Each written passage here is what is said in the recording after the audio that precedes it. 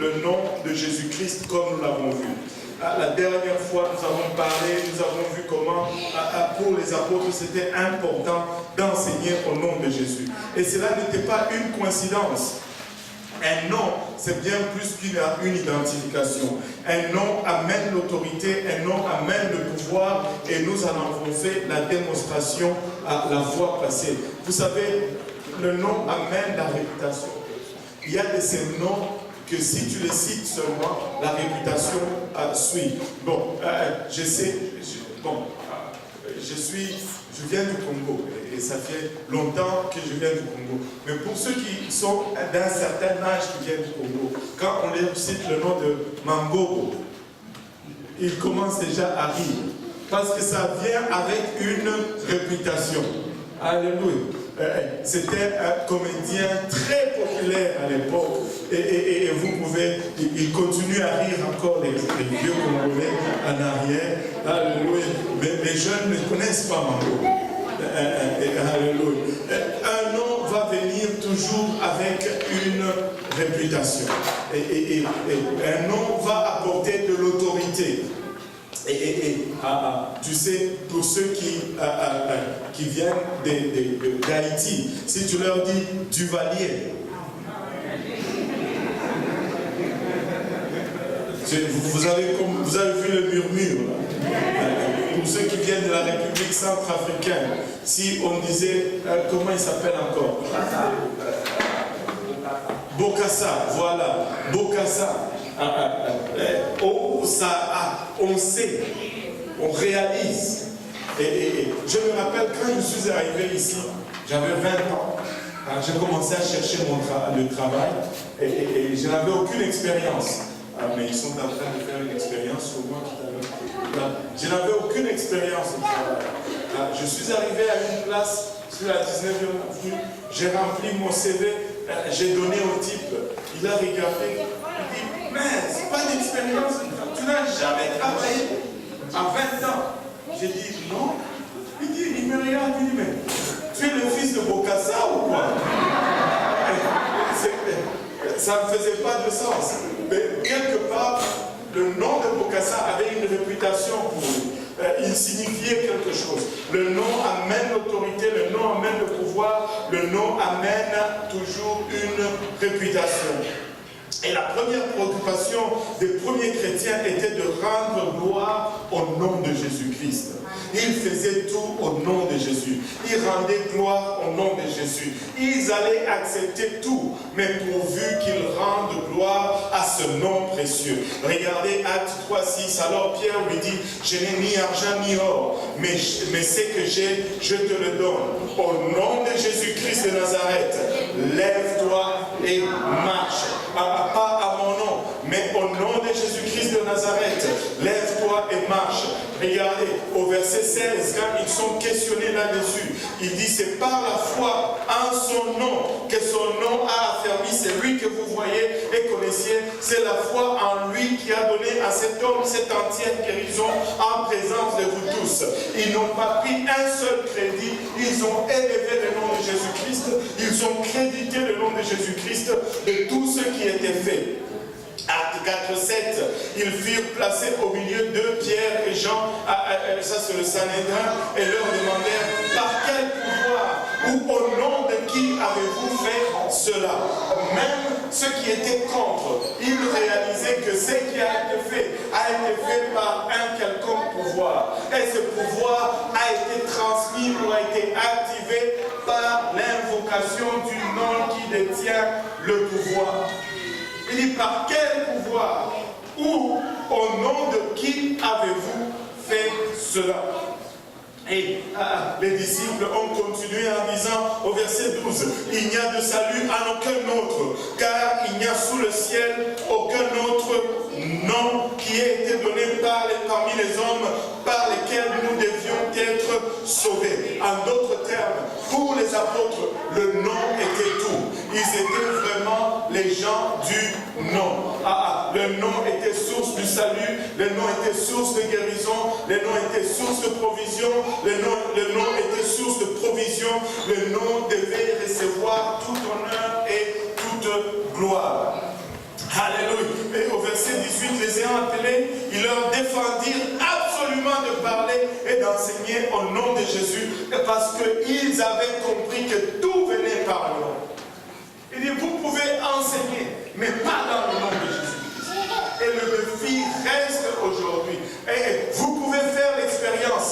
Vous pouvez naviguer dans toute la chrétienté, aller à n'importe quelle dénomination, mais dès que tu commences à être un peuple du nom, parle du baptême au nom de Jésus-Christ. Même ceux qui se disaient frères chrétiens commencent à te rejeter. Le nom fait la différence. Le nom a mis la première église à part. Le nom va mettre cette église ici à part. Alléluia. Acte 30, pour finir ce marathon, en étendant ta main pour qu'il se fasse des guérisons, des miracles et des prodiges par le nom de ton saint serviteur Jésus. Tous les miracles, tous les prodiges étaient faits par le nom de Jésus. Tout était fait par le nom de Jésus. L'église primitive avait le réveil. Pourquoi ils avaient le réveil? Premièrement, c'est parce qu'ils insistaient sur le nom de Jésus. Si nous devenons juste les gens de Jésus, nous allons avoir le réveil. Vous savez, moi je pense que ça fonctionne comme ceci. Quand nous devenons les gens de Jésus, nous allons subir la persécution. Et quand nous commençons à subir la persécution, ça va amener le réveil. Le genre de Jésus. Et parce que aussi il y avait l'unité parmi eux. Que tout le monde dise l'unité. Alléluia. Ils avaient le nom, mais ils avaient également l'unité.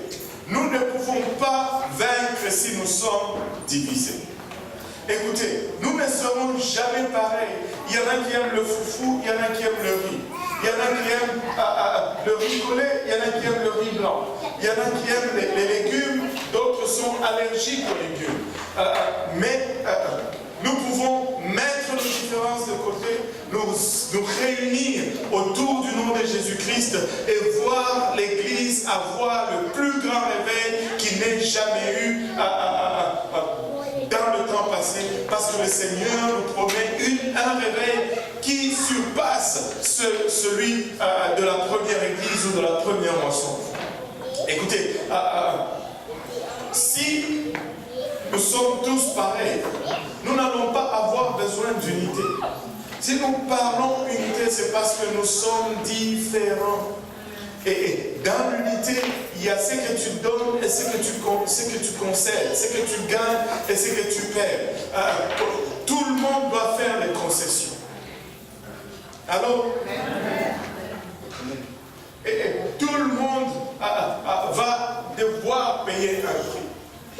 Mais quand nous venons ensemble, la moisson que nous allons récolter va être tout simplement extraordinaire.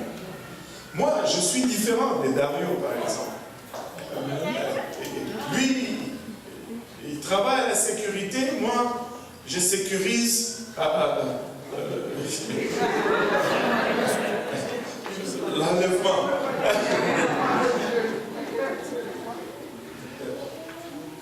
Mais ensemble, nous pouvons faire la promotion du nom de Jésus-Christ. Alléluia. Lui parle créole, moi, petit. Mais ensemble, nous allons faire avancer le royaume. Écoutez, j'étais au Congo avec un Canadien, des parents polonais, né en Argentine, qui a grandi en Afrique du Sud, le frère Pablo. Mais ensemble, nous avons fait avancer le royaume. Juste venir ensemble et faire l'œuvre de Dieu. Le frère Léon, il est plus tactique. Il peut te corriger, mais en douceur. Tu ne réalises même pas qu'on t'a corrigé, mais il t'a déjà corrigé. Mais, je vais regarder quelqu'un d'autre. Bon, il n'est peut-être pas ici. Le frère Roger, lui, c'est la police.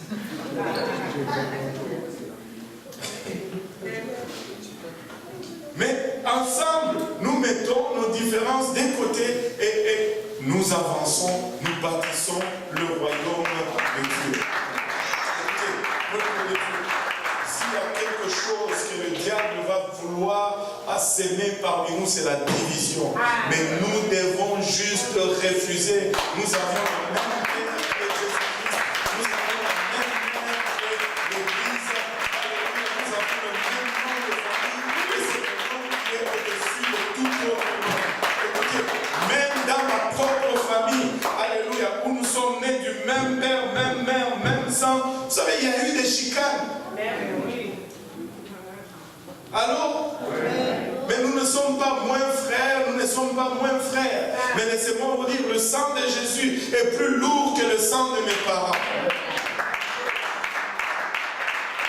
Chicane, il y aura, mais tu restes mon frère, tu restes ma soeur. Désaccord, il y aura, nous allons les résoudre, mais nous n'allons pas hypothéquer notre unité à cause de cela. Nous allons voir la main de Dieu travailler.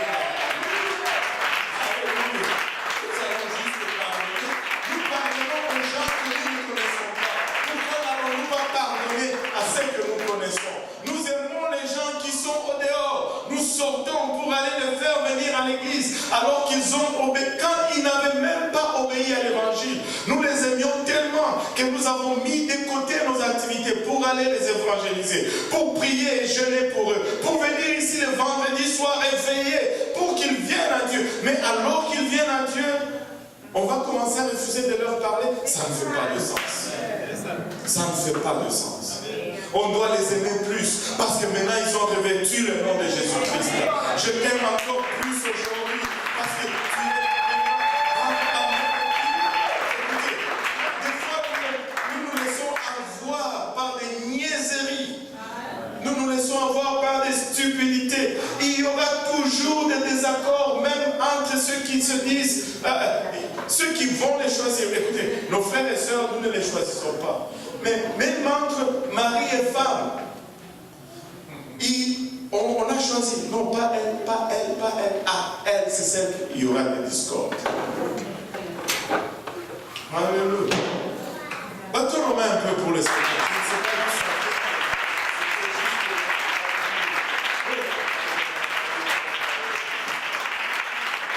Je refuse d'être l'agent du diable. Alléluia. Je refuse de faire la promotion de la division. Je vais travailler pour Jésus-Christ et je vais promouvoir l'unité parmi les frères et les sœurs. Gloire au nom de Jésus. On va revenir à la leçon. Bon, c'est dans la leçon même. Alléluia. Acte 4, versets 32 à 37. Quelqu'un peut le lire pour moi? Acte 4, 32 à 37. La Bible dit, allez, vas-y. La multitude de ceux qui avaient cru n'était qu'un cœur et qu'une âme. Dieu ne disait qu'aussi bien lui appartint son propre, mais tout était commun entre eux. Les apôtres entiers avaient beaucoup de force témoignage de la résurrection du Seigneur Jésus. Et une grande grâce reposait sur eux. Car il n'y avait parmi eux aucun indigent. Tous ceux qui possédaient des champs ou des maisons les vendaient, apportaient le prix de ce qu'ils avaient vendu et le déposaient au pied des apôtres. Et on faisait des discussions à chaque selon ce qu'il en avait besoin. Joseph, nommé parmi les apôtres d'Armadas, de consolation, les vit originaire de Chypre, vendit un champ qui possédait, apporta l'argent et le déposa au pied des apôtres. Waouh, regardez ceci. La multitude de ceux qui avaient cru n'était qu'un cœur et qu'une âme. Nul ne disait que ces biens lui appartinssent en propre, mais tous étaient communs, tout était commun entre eux. Et les apôtres rendaient avec beaucoup de force témoignage de la résurrection du Seigneur Jésus. Et une grande grâce, que tout le monde dise une grande grâce. Une grande grâce reposait sur eux. Ceci n'était pas un communisme. Ce n'était pas du socialisme qu'ils faisaient. Alors, ce n'était pas un communisme ou un socialisme d'origine humaine, ni un bon nombre de ceux qui travaillaient, qui soutenaient quelques-uns qui ne travaillaient pas. Non, ce n'était pas ça. Ils travaillaient tous. aujourd'hui, c'est un peu ça. Un homme qui travaille et qui veut soutenir ceux qui ne travaillent pas, ça c'est le communisme et ça va toujours faillir. Ça ne fonctionne pas. Regardez ceci. Ceci était une famille. Ce n'était pas le communisme, c'était une famille. Il y a une différence entre une famille et le communisme. Ceci était un corps, une église, qui sont tellement rendus à la grande commission qu'ils mettent le message et le ministère de l'église en premier dans chaque aspect de leur vie. Et pour eux, le plus important, c'était d'avancer le royaume, y compris leur possession. Vous savez, la preuve vraiment de l'engagement de quelqu'un, c'est comment il traite ses possessions. Il y a un adage qui dit, si tu me montres ton carnet d'échecs, je te dirai où sont tes priorités. Et la parole de Dieu nous dit ceci, là où est ton cœur, là sera ton... Non. Là où est ton trésor, là sera ton cœur. C'est ton trésor qui conduit ton cœur. Si tu veux avoir ton cœur dans la maison de Dieu, mets ton trésor dans la maison de Dieu. Investis dans la maison de Dieu. Tu verras que tu vas aimer la maison de Dieu. Si tu n'investis pas, tu ne vas pas aimer. Parce que ton cœur sera à la banque. Et dans ton hypothèque. Et dans tes factures. Aide-nous, Seigneur. Oh, je vais attendre de tomber d'abord en amour avec l'Église pour commencer à donner mes dîmes, mes offrandes. Tu ne vas jamais tomber. En fait, on va juste continuer, sinon on ne va pas finir aujourd'hui. Alléluia. Maintenant, regardez. Ceci étaient des offrandes volontaires. Ce n'était pas le communisme, c'était des offrandes volontaires. Amen. Comme ceux qui ont été donnés pour la construction du tabernacle et du temple. Et c'est Barnabas qui a ouvert la voie. Le Seigneur savait que, vous savez, laissez-moi vous donner une petite révélation.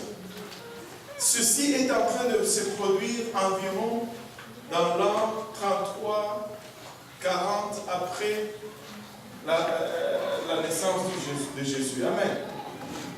Mais savez-vous ce qui attendait ce peuple? En l'an 70, qu'est-ce qui est arrivé? La destruction de Jérusalem. Destruction de Jérusalem. Rome est venu, il a tout détruit et tous les Juifs étaient éparpillés et personne n'avait plus rien. Avant qu'ils ne perdent leur possession, 30 ans plus tôt, Dieu leur dit, donnez ça à l'Église. Mais tous ceux qui ont gardé leur possession, devinez quoi, quand les Romains sont venus, ils ont tout perdu.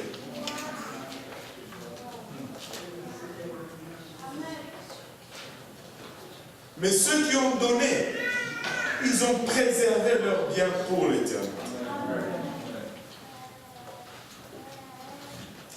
Vous savez, nous nous accrochons à ces choses. Nous n'avons aucune garantie de demain. Demain, la trompette peut sonner.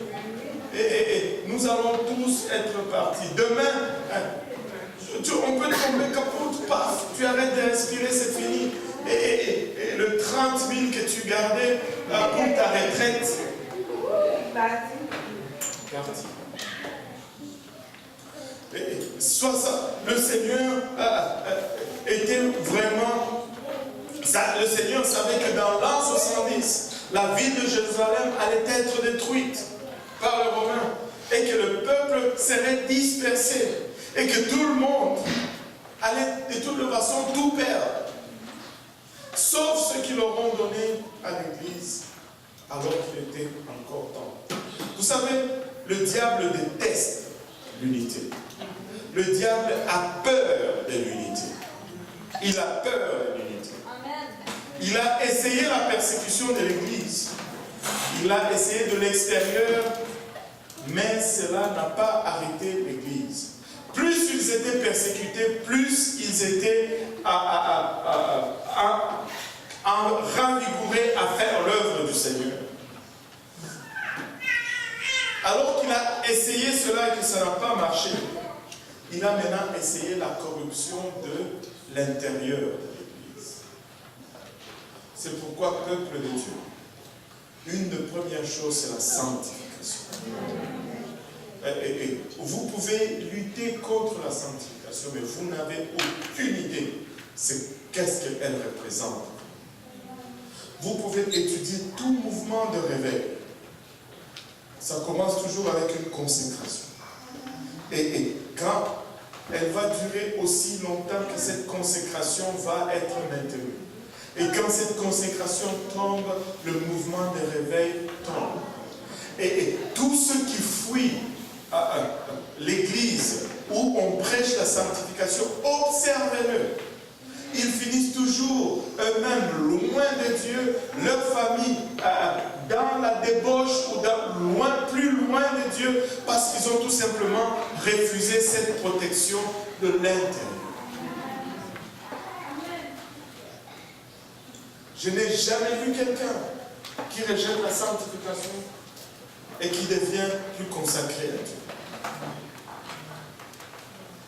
Je n'en ai jamais vu. Jamais vu. L'ennemi au sein de l'Église est toujours plus mortel que l'ennemi à l'extérieur. Amen. Regardez le 5e chapitre, du 1er au 11e verset. La Bible dit...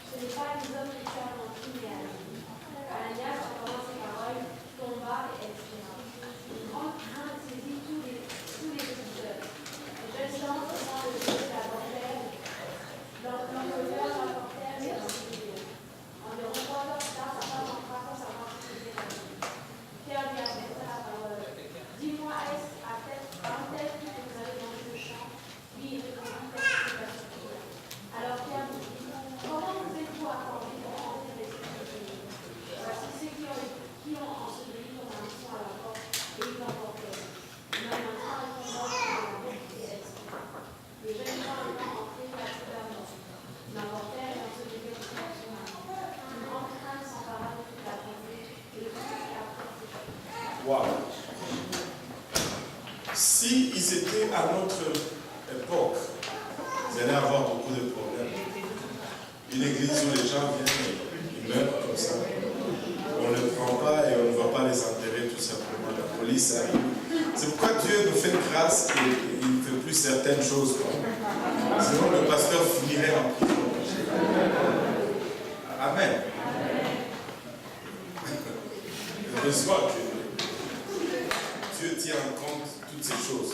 Mais alors, Ananias signifie gracieux. C'est lui qui est récipiendaire de la grâce.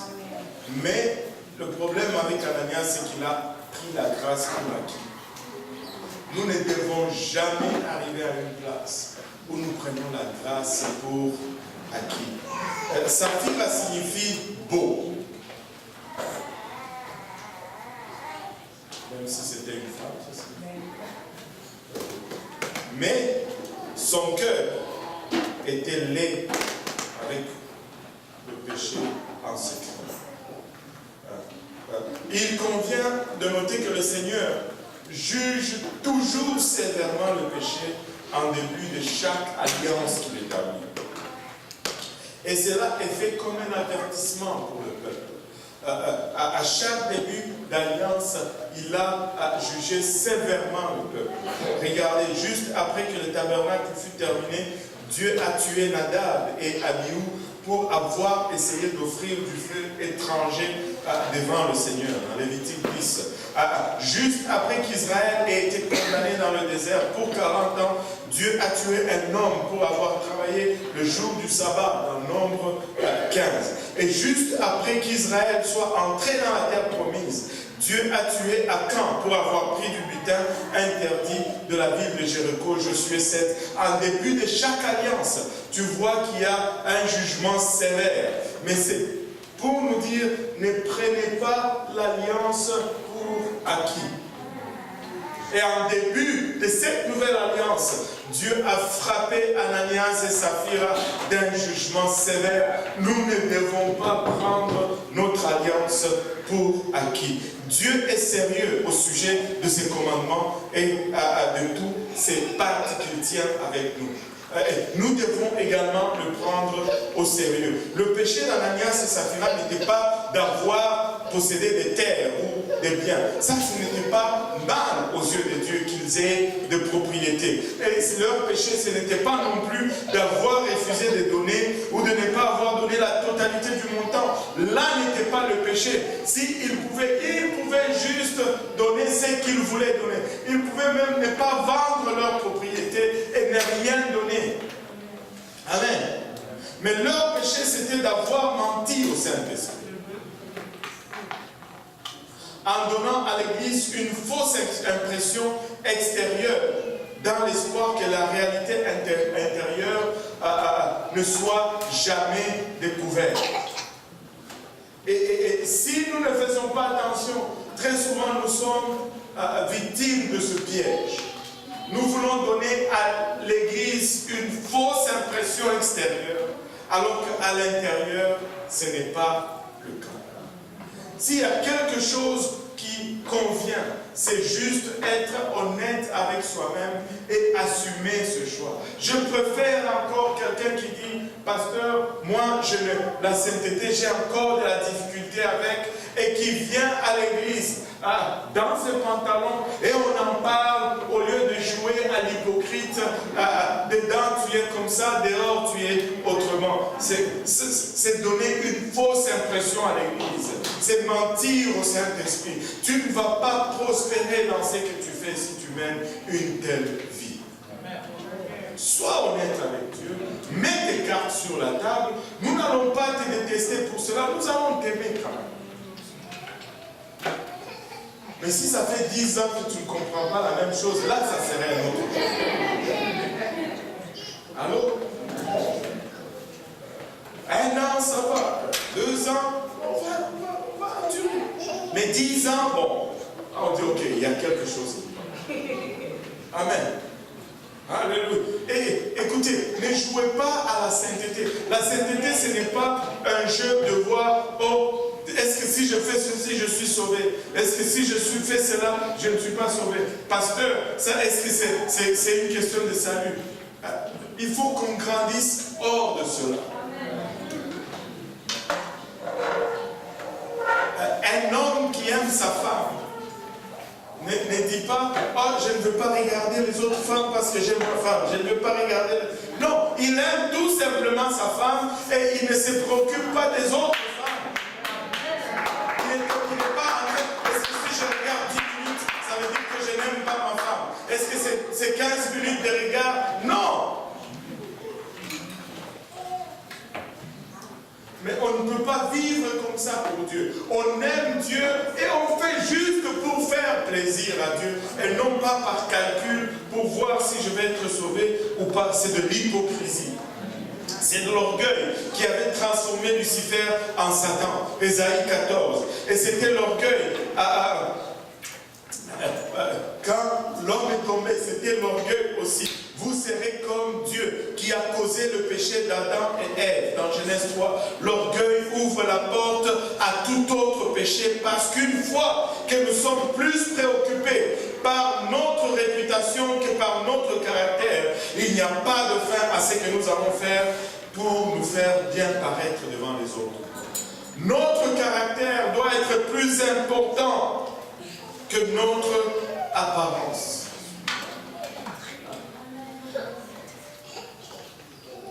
Oh, qu'est-ce que les gens pensent de moi?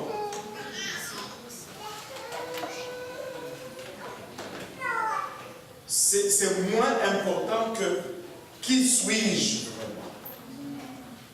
Notre caractère est bien plus important que notre apparence. Mais très souvent, nous allons embellir notre apparence alors que nous allons délaisser notre caractère. Vous savez qu'est-ce qui forge le caractère? C'est la discipline. Quand nous sommes disciplinés, nous développons et nous formons notre caractère. Et si tu as un caractère bien formé, tu ne vas plus avoir besoin de paraître, tu vas être. Amen. Tu vas être, tu ne vas plus paraître.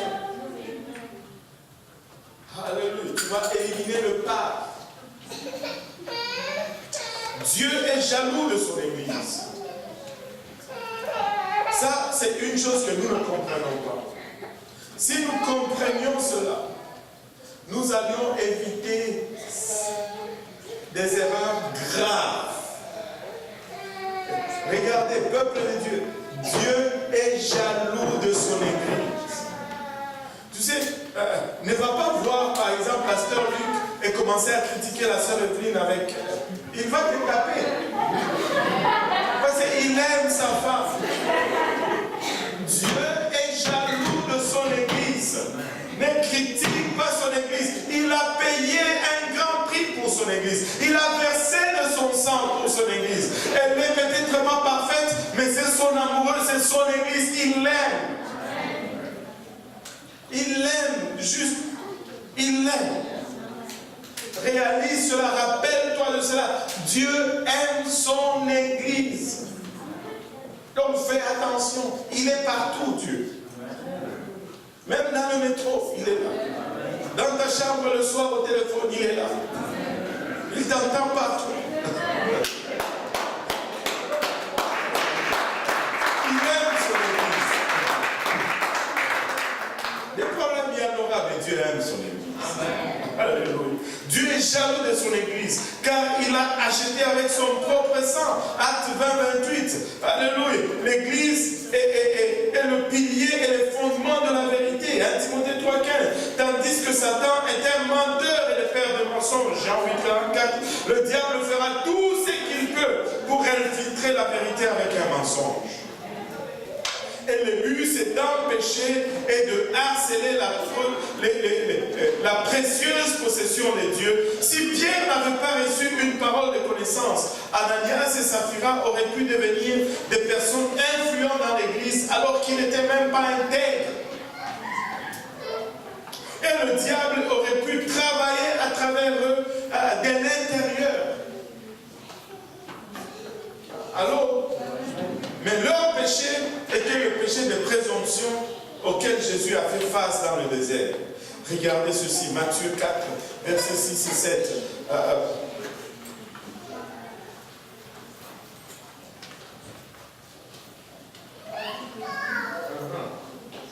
Si tu es fils de Dieu, jette-toi en bas, car il est écrit, il donnera des ordres à ses anges à ton sujet, et ils te porteront sur les mains de l'homme que ton pied de leur transgresse. Jésus lui dit, il est écrit, tu ne tenteras point le Seigneur ton Dieu. Alléluia. Jésus lui dit, il est aussi écrit, tu ne tenteras pas le Seigneur ton Dieu. Le diable a essayé de mettre le Seigneur à l'épreuve pour un peu enfler son orgueil, mais Jésus lui a répondu en se jugeant lui-même. Il a sorti. Vous savez pourquoi les gens n'aiment pas la parole de Dieu? Parce que quand tu commences à lire cette parole, elle te révèle au fait qui tu es.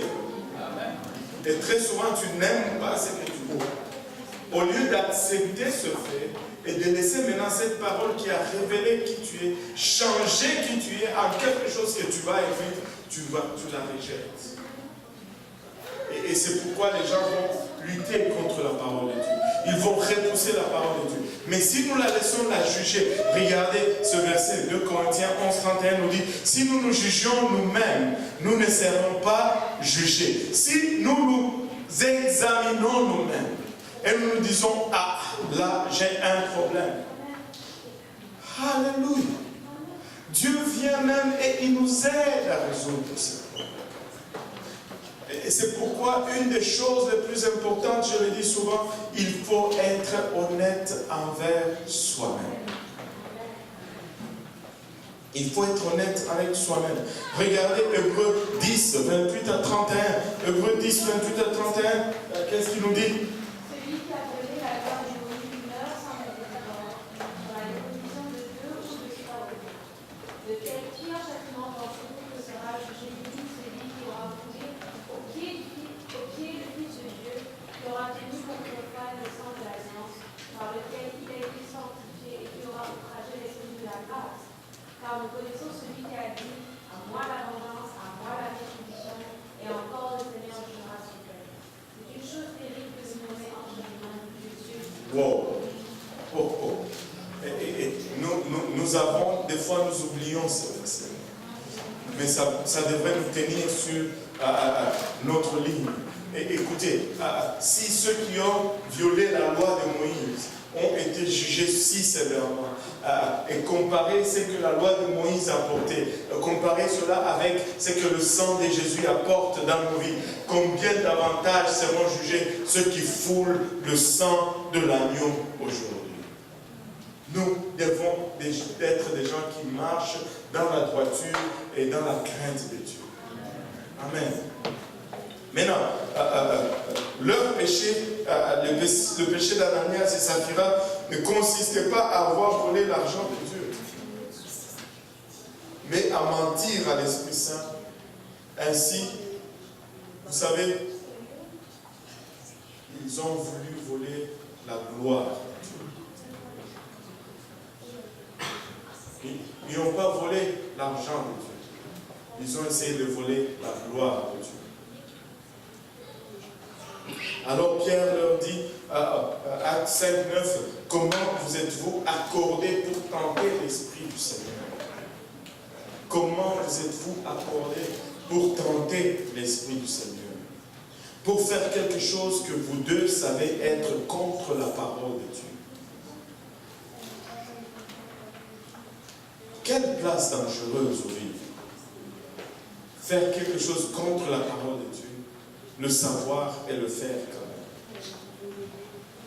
Vous savez, la chute dans le péché ne se fait pas du jour au lendemain. Satan sait que le salaire du péché, c'est la mort.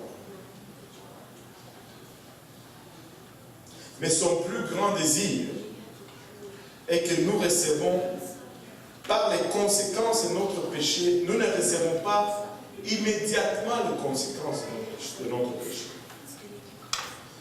Pourquoi est-ce que Satan ne veut pas que nous recevons immédiatement les conséquences de notre péché? C'est parce qu'il connaît la Bible. Le diable connaît la Bible. Regardez Ecclésiaste 8, verset 11.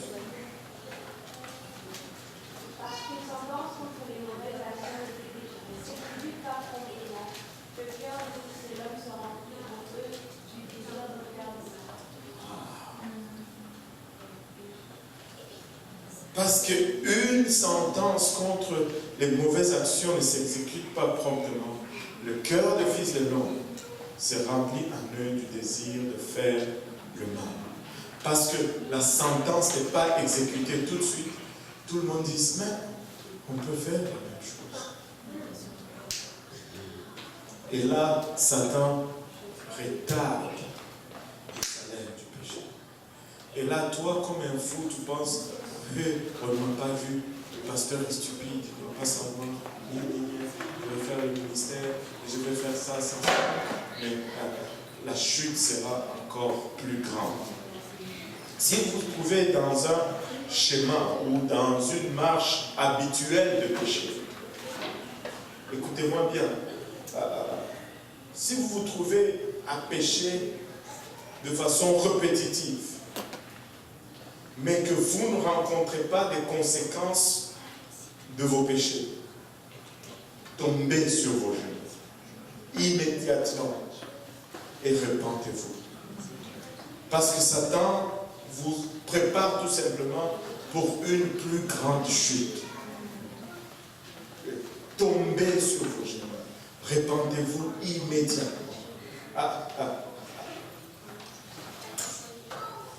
Ce n'est pas parce que le péché, la sentence n'est pas donnée, que Dieu ne voit pas. Mais juste saisis cette opportunité. Tombe sur tes genoux. Répands-toi, pleure à Dieu.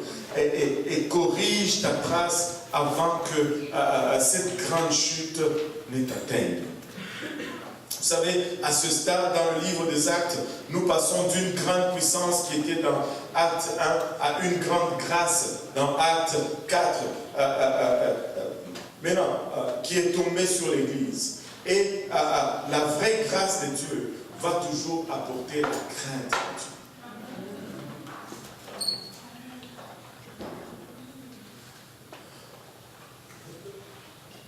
Écoutez, la normalité des choses nous dit ceci. Celui à qui on va pardonner le plus va être le plus reconnaissant. Et la vraie grâce de Dieu va amener toujours la crainte de Dieu. La grâce, ce n'est pas une licence pour pécher. Ceux qui ont joui de la grâce, ils craignent. Ils le respectent. Hébreux 12, 28, 29.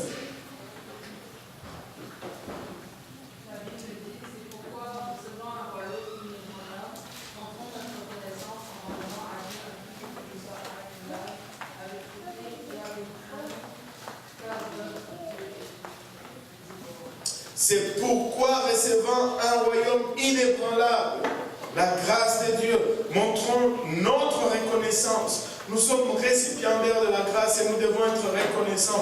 Montrons notre reconnaissance en rendant à Dieu un culte qui lui soit agréable. Comment? Avec piété et avec crainte, car notre Dieu est aussi un feu qui dévore ou un feu dévorant. Regardez la conséquence de tout ceci. Acte 5, versets 12 à 16.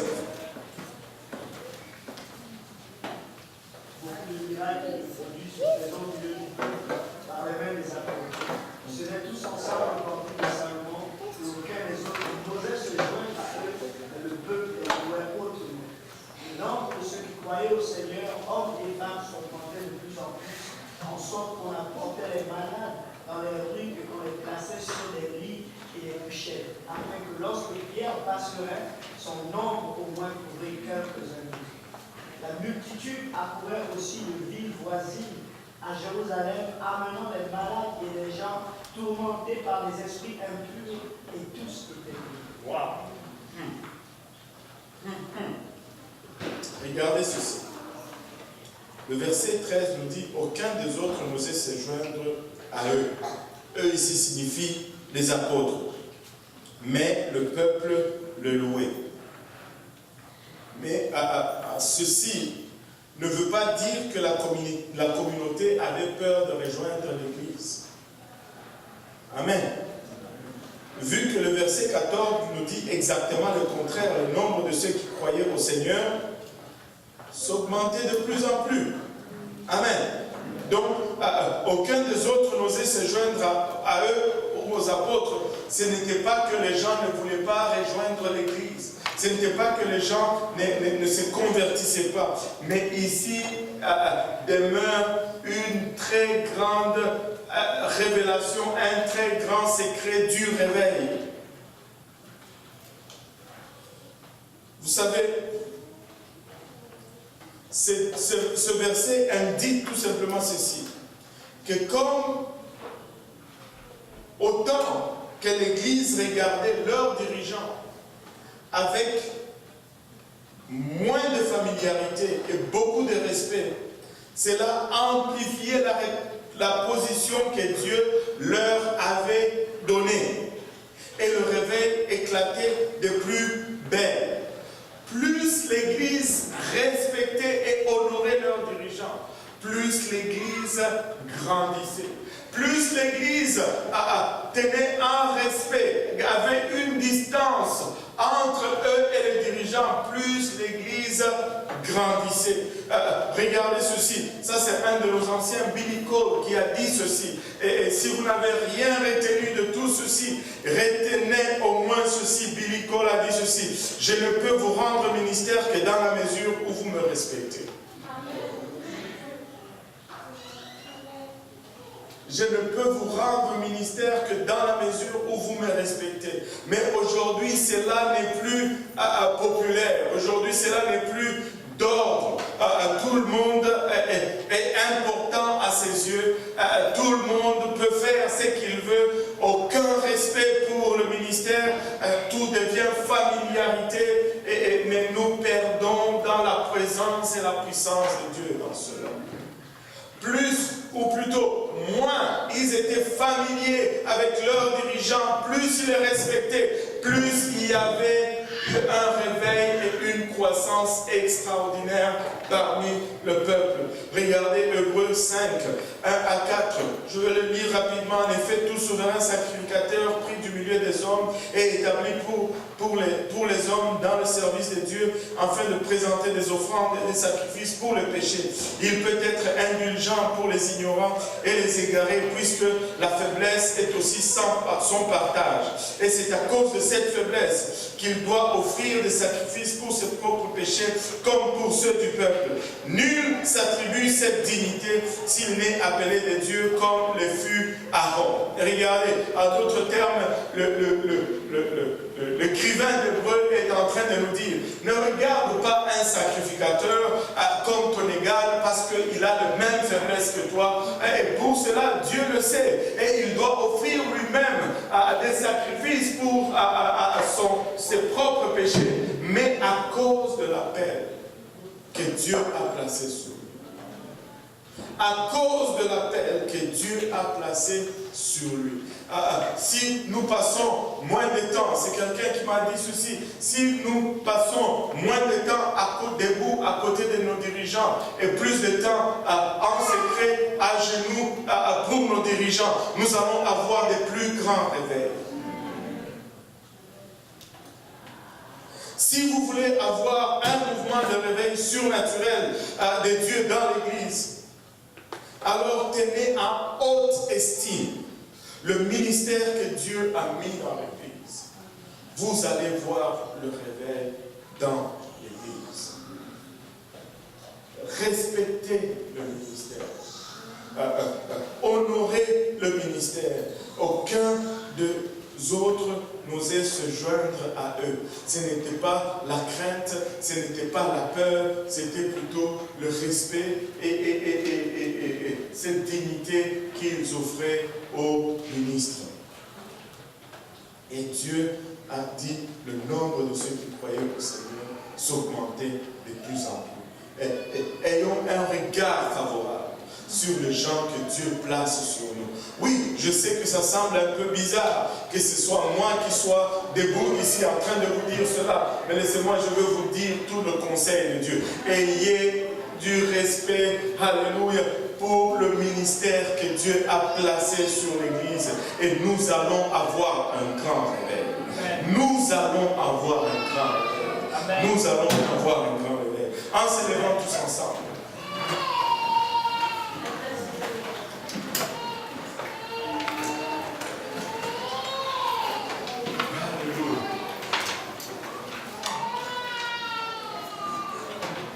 Pouvons-nous élever nos voix vers son trône?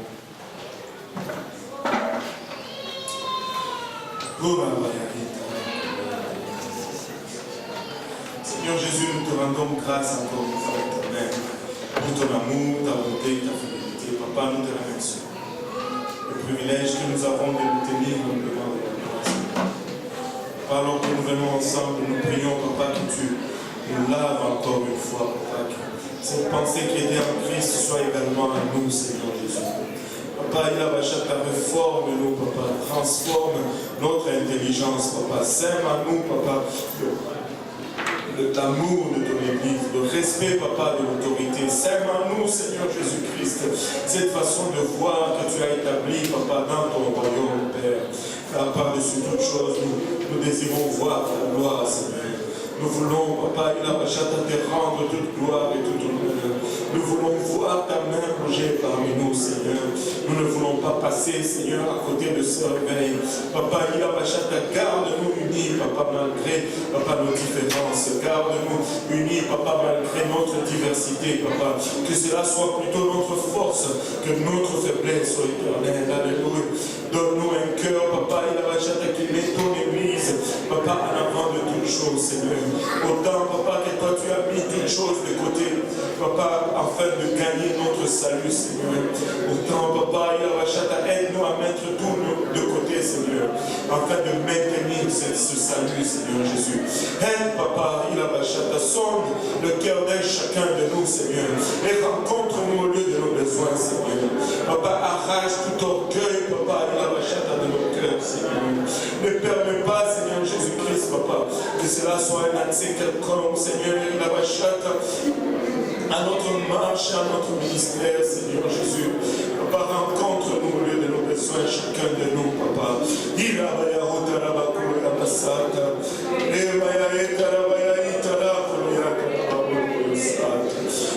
baptise-nous d'un baptême frais, Papa. Un baptême frais d'amour, Papa. Un baptême frais de respect, de crainte. Un baptême frais d'obéissance, Seigneur Jésus-Christ. Au nom de Jésus. Au nom de Jésus, Papa, il a bachata. Papa, ne permet pas, Seigneur Jésus-Christ, Papa, que nous échouons de te donner toute gloire et toute honneur, Papa. Nous n'allons pas faillir, Papa, glorifier ton Saint-Nom. Au nom de Jésus, nous te prions. Au nom de Jésus, nous te prions. Nous disons tous au nom de Jésus.